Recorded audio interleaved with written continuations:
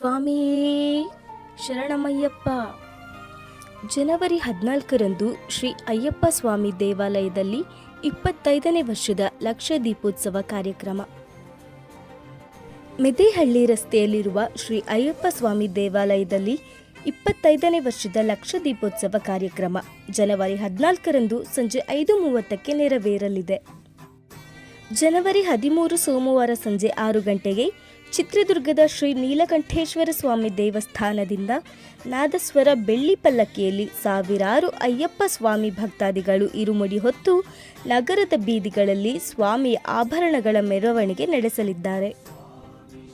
ಜನವರಿ 14ರ ಸಂಜೆಯ ಕಾರ್ಯಕ್ರಮದ ಉದ್ಘಾಟನೆಯನ್ನು ಮಾಜಿ ಶಾಸಕರಾದ GH ತಿಪ್ಪಾರೆಡ್ಡಿ ನಡೆಸಲಿದ್ದಾರೆ. ಅಧ್ಯಕ್ಷತೆಯನ್ನು ಅಯ್ಯಪ್ಪ ಸ್ವಾಮಿ ಸೇವಾ ಟ್ರಸ್ಟ್ನ ಅಧ್ಯಕ್ಷರಾದ ಶರಣ್ ಕುಮಾರ್ ರವರು ವಹಿಸಲಿದ್ದಾರೆ.